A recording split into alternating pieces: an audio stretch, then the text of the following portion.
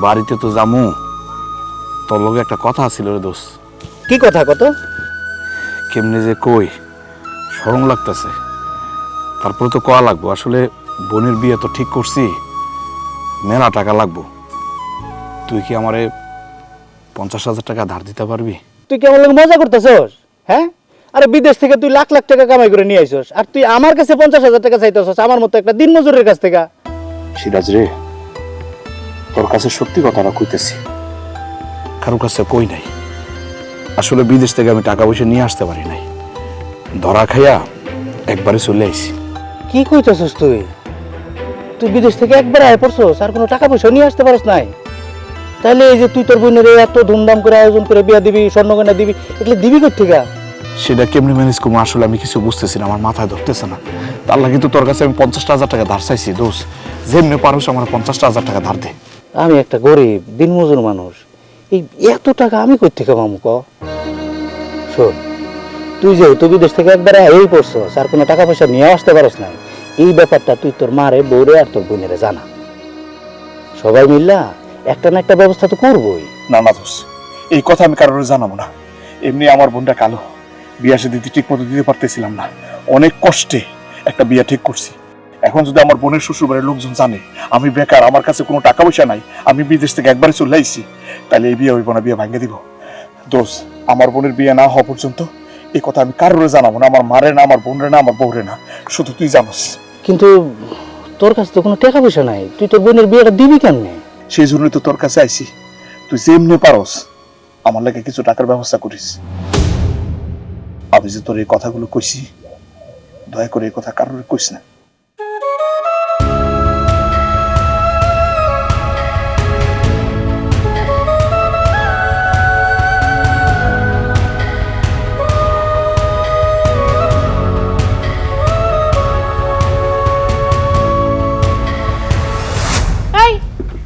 তুমি সকাল সকাল ঘুম থেকে উঠে কই গেছিলে গা? আরে একটু কাজে বাইরে গেছিলাম। এই বাড়ির মধ্যে কত কাম পড়ে রয়েছে, তুই কাজ করতে বাইরে গেছিলি মানে? তোর মতে গতি কিন্তু আমার ভালো লাগতেছে না আলমগীর। মা, কিসের মতে গতি বুঝতেছ না? বুঝছ না তুই?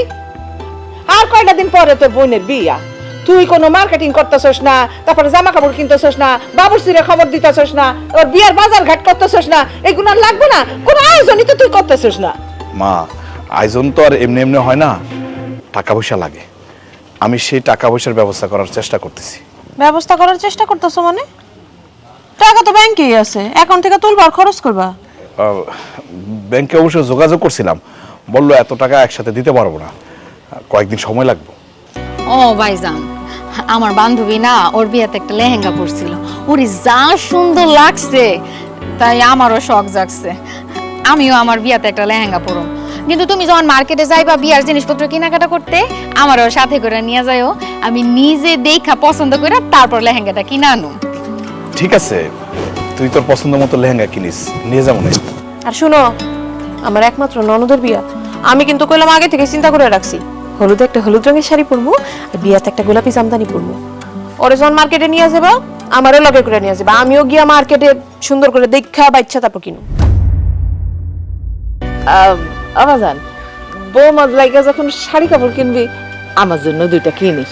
মনে কর ছেলের বাড়ির থেকে মানুষজন আসবো, আমাকেও আত্মীয় স্বজন আসবো, মানে বিয়ার দিন যদি পুরান শাড়ি পরে মানুষের সামনে যায়, দেখতে কেমন লাগে না? আর শোন বাজান, তোর লাইগাও কিছু কিনিস। হ্যাঁ মা, চিন্তা করো না, তোমাকে সবারই নতুন জামা কাপড় আমি কিনে দেবো। তোর মামা, খালু, ফুপু, চাচা যারা আছে না আত্মীয় স্বজন, সবাই কিন্তু আমি দাওয়াত দিছি। শোন, বিয়ার সময় কিন্তু অনেক বড় করে আয়োজন করতে হইব।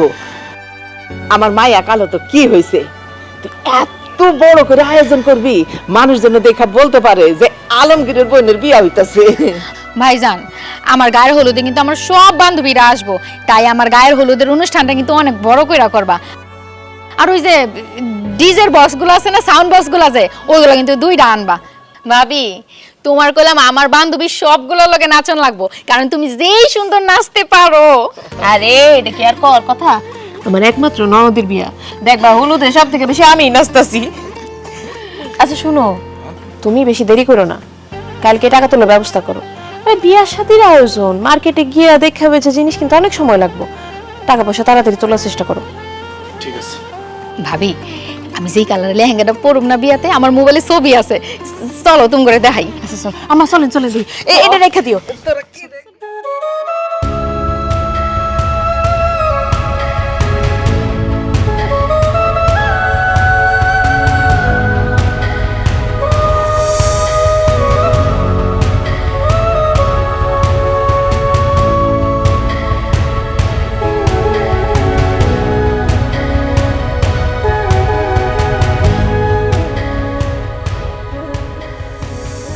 আচ্ছা তোমার কি হয়েছে কত?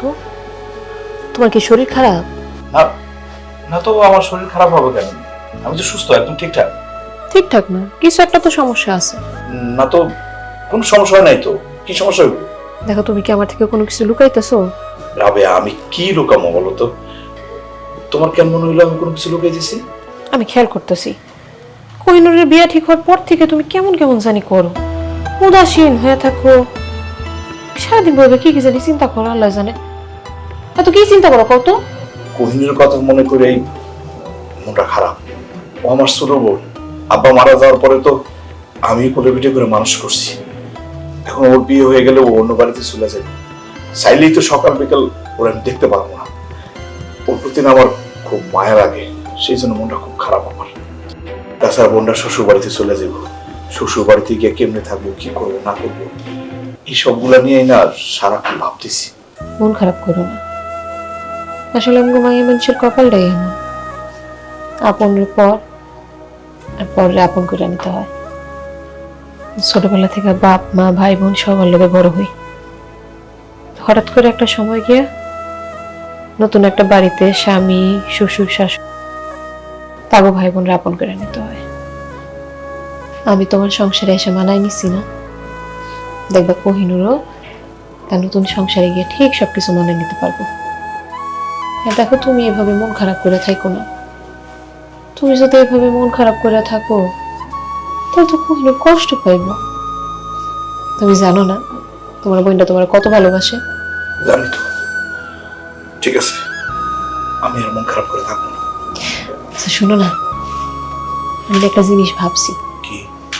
তোমার কি মনে আছে আমাকে বিয়ার সময় আব্বা যে আমার একজোড়া কানে দুল দিছিল, এই হ্যাঁ। জায়গা?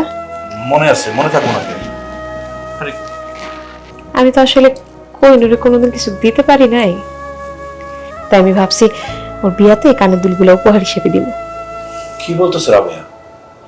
তোমার আব্বা তোমার বিয়ের সময় এগুলো দিছে, এগুলো শখের কানের দুল তোমার, তুমি এগুলো কোহিনুরে দিয়ে দিবা?